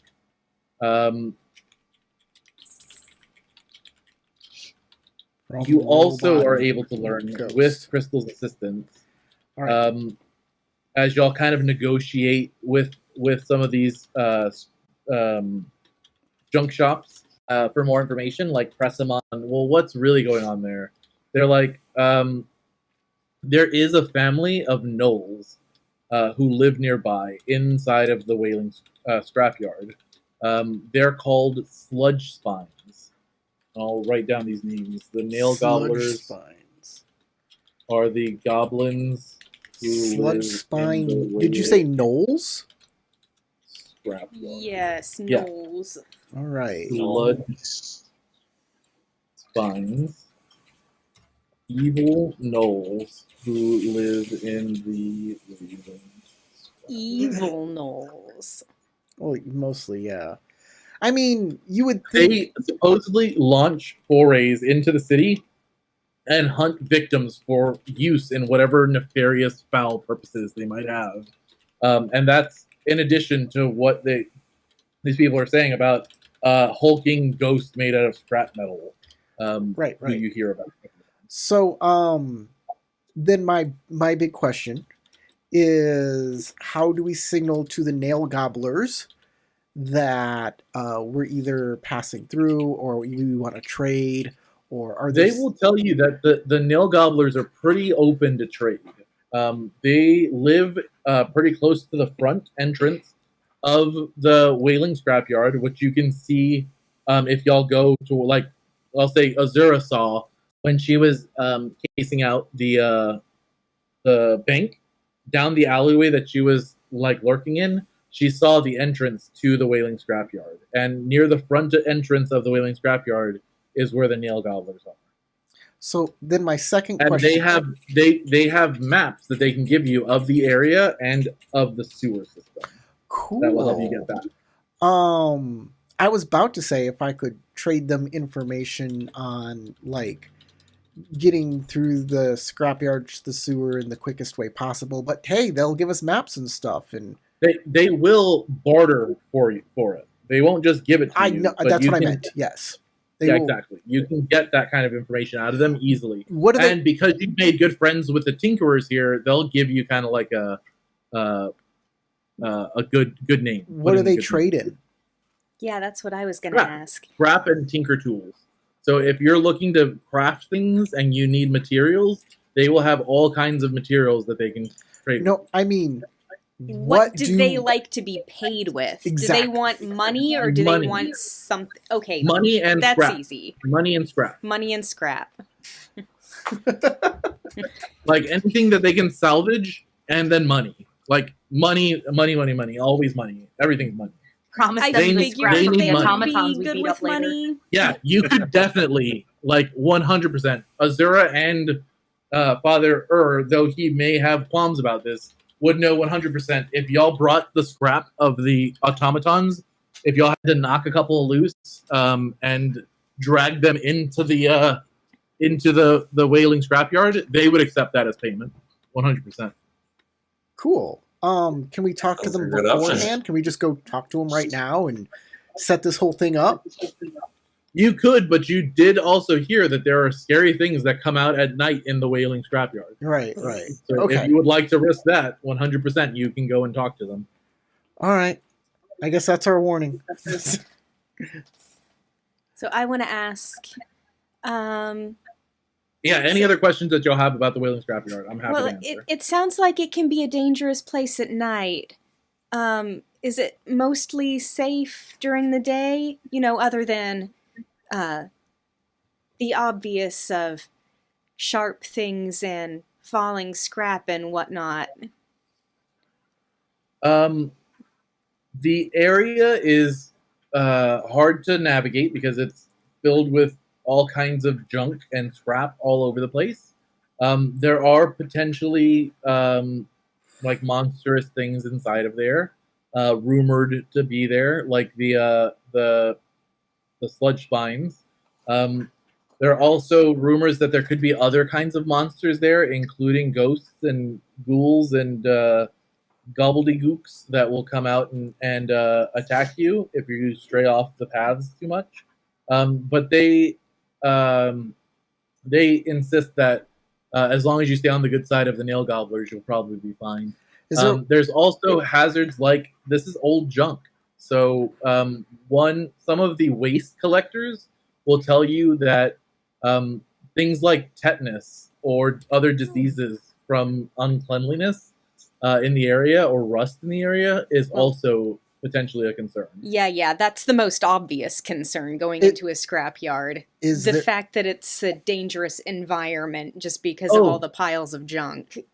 They will also warn that there is a giant tower of trash in the scrapyard, which could also cause problems because it's very precarious and they just keep throwing more stuff into the trash tower. Right. So is there a way to summon the nail gobblers?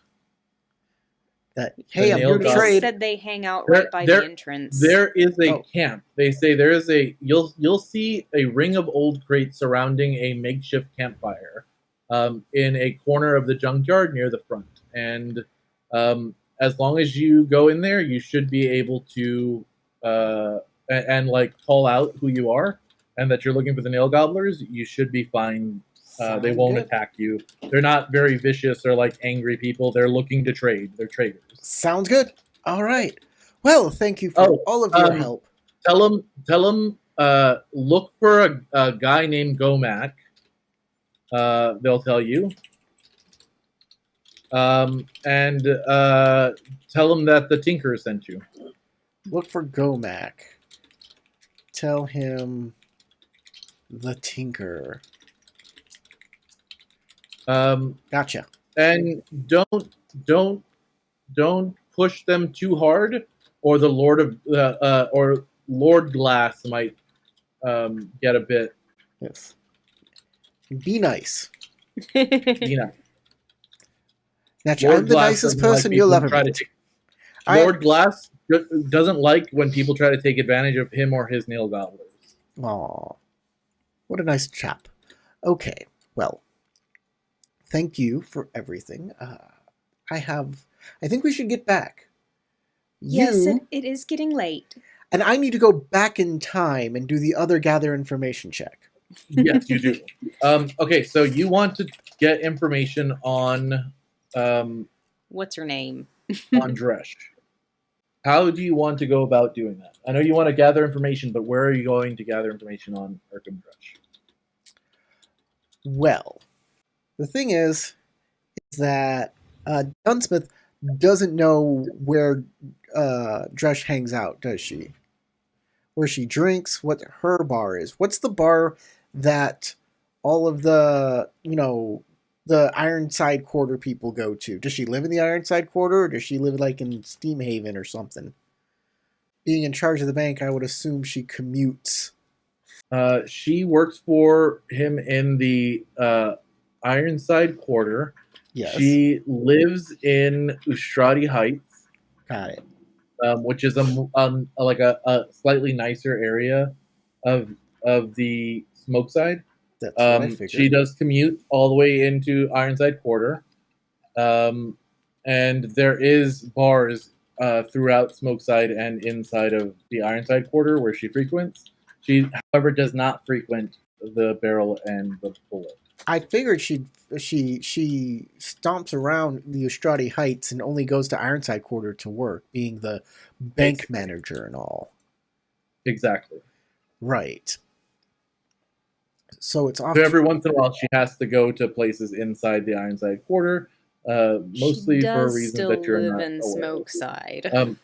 Yeah. But you can give me either a society check to find out more information about her.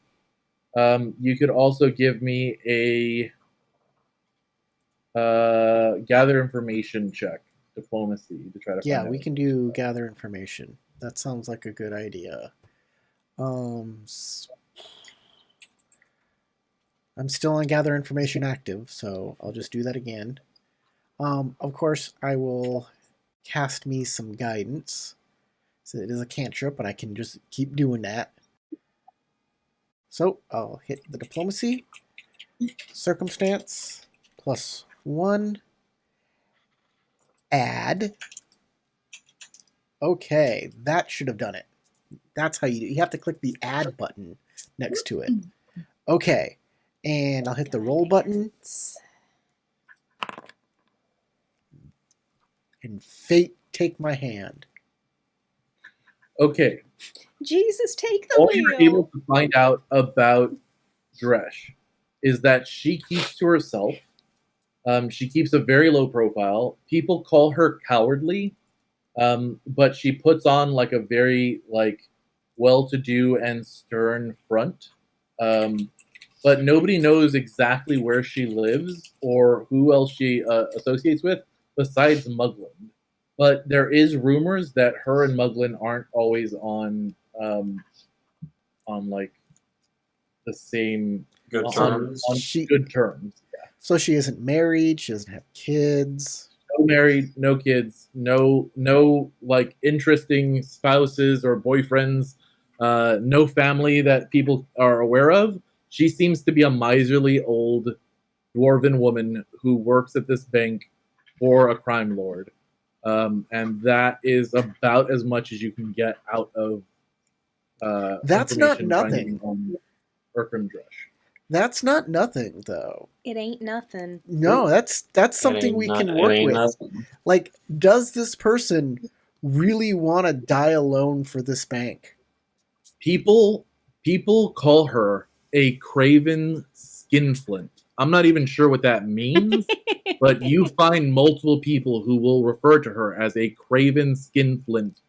Craven skinflint Urkin Dresh. Do you not know what skinflint means? I don't know what a skinflint means. So no. a skinflint is somebody who is very tight with their coin, right? They're the kind of person who will, even though they're rich, they will cut every coupon they find. You know, that So kind it's of just person. another That should word tell for you. Then that should miser. tell you I exactly haven't what kind of heard that person she one. is. Skinflint. Yes.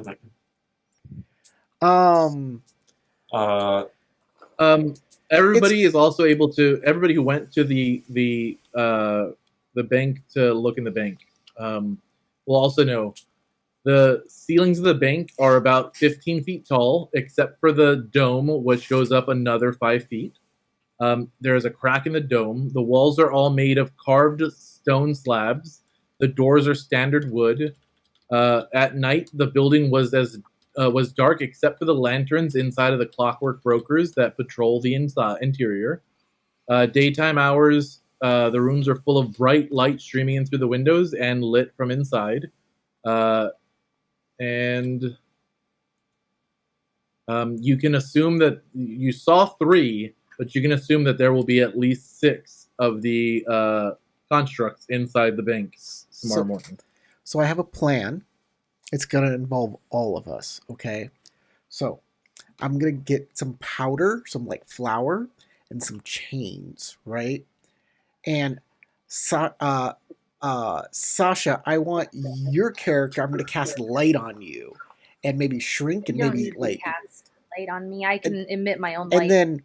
And then what's his name? The barber. We're going to put like Why are we shrinking me? we're gonna put a wreath of mistletoe around your head and put a pillow up you, right? The Christmas story. And then What is happening? Am I He's doing supposed to be the a ghost of fucking Christmas, elf? And the then- ghost of Christmas past, and the ghost of Christmas future, and the ghost of we're Christmas. gonna turn her life around, baby. We're doing this tonight. It's Ebenezer Scrooge. I'm He's I'm doing lost. the Scrooge thing. Ebenezer Scrooge. Malcolm, we're getting you a cloak and a skull mask. This is Why am I being shrunk though? y'all are all Someone ghosts. explain that. Yeah. well because you have to be childlike. Okay. No. Let's. Morgan has giant boobs. We're gonna- What childish? We gotta shrink you down. That's why we're shrinking you. You'll just be a As if shrinked up. the boobs just go away. You're very stay before focused on these here. boobs. No, I'm very focused on why you think my character, who is very much looks like a woman, would look childish just because she got tinier. Okay, so Crystal can transform into a fox. We can put it in like Victorian clothing, cast light on her. Okay, she can be the ghost of Christmas past. No. Sure. Okay, so y'all all This plan is a nightmare. return back to the barrel and the bullet before y'all retire for the evening to kind of just disseminate the information that y'all have gathered so far. And you have a little bit of time to try to make a plan before you break for the evening. It is Honestly- also 11 o'clock. Do we want to continue going for a little bit longer? No, I need to sleep. We're good. Okay. I think we're good. Okay, think then, we're good. then at the beginning of next game, y'all will be able to come up with a plan of action for how you want to go about doing the assault. You've gathered all the information you should need so far. I would like y'all to think about what you want to do in terms of setting off the heist. And tomorrow, when we come back next week, we will be starting off the game with you guys executing your plan. You know what? Sasha, we can do your harrowing whenever, maybe sometime this week. You know what I forgot to do for you, Tarek? I forgot to write you an outro. Oh yeah. Do you know what to say? Do you know how to end a live stream here? Thank you all for coming tonight to watch us play Outlaws of Alkenstar. We have been the Dead Unicorn Club. On behalf of myself, Logan, Crystal, Victor, Corey, and Sasha, we'd like to thank you all and go roll some dice.